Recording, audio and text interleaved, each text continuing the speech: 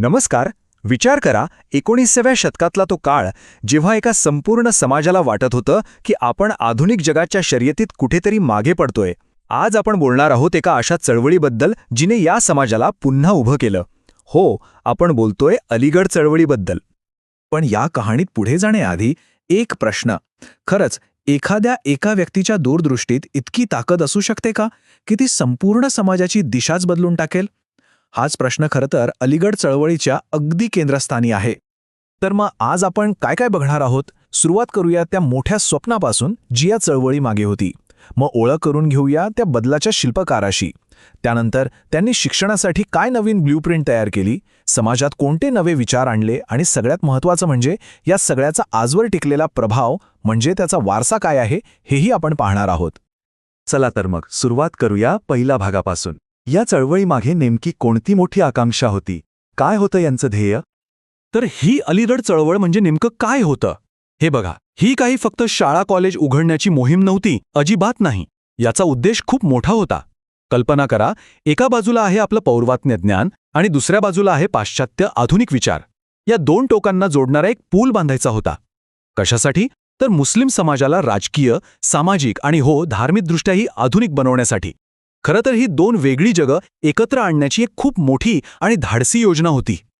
आता साहजिकच प्रश्न पडतो की एवढा मोठा विचार, एवढी मोठी योजना ही आली कुठून? कोणी केली याची सुरुवात?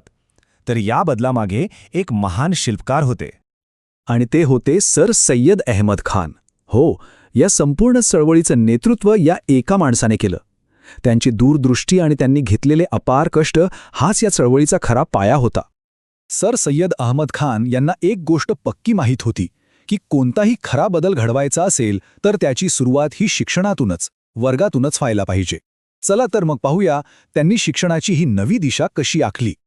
आणि याच विश्वासातून त्यांनी सुरू केलं द अँग्लो ओरिएंटल कॉलेज.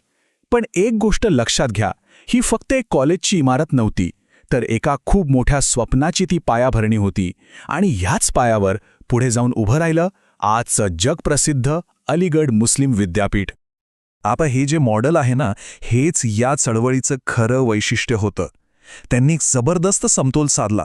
विचार करा एका तराजूचा, ज्याच्या एका पारड्यात आहे पाश्चात्य शिक्षण जे मुलांना आधुनिक जगासाठी तयार करेल, आणि दुसऱ्या पारड्यात तिकडे आहे धार्मिक शिक्षण जे त्यांचा सांस्कृतिक आणि आध्यात्मिक वारसा जपेल.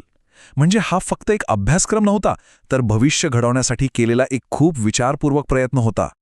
आणि ह्या सगळ्याच्या मागे एकच अंतिम ध्येय होतं, फक्त पदवीधर तयार करणं नाही, तर या मिलाफातून, ह्या ब्लेंडेड एज्युकेशनमधून एका आधुनिक आणि प्रगतिशील समाजाची पायाभरणी करणं. पण सर सय्यद इथेच थांबले नाहीत. त्यांची दृष्टी फक्त शाळा कॉलेजपुरती मर्यादित नव्हती. नाही, त्यांनी समाजाच्या इतर महत्त्वाच्या पैलूंवरही आपलं लक्ष केंद्रित केलं. आणि इथे बघा, त्यांचे विचार त्या काळाच्या कितीतरी पुढे होते हे लगेच लक्षात येतं. त्यांनी स्त्री शिक्षणाला जोरदार पाठिंबा दिला.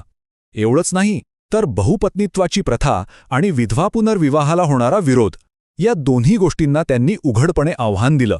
खरं सांगायचं तर त्या काळात अशा सामाजिक सुधारणांबद्दल बोलणंसुद्धा एका क्रांतीपेक्षा कमी नव्हतं. चला, आता आपण याच्या शेवटच्या भागाकडे वळूया. या चळवळीने मागे नेमका काय वारसा सोडला, तिचा परिणाम काय झाला? राजकीय क्षेत्रात मात्र त्यांची भूमिका जरा वेगळी होती. त्यांनी त्या काळातल्या राष्ट्रीय काँग्रेसपासून दूर राहणंच पसंत केलं.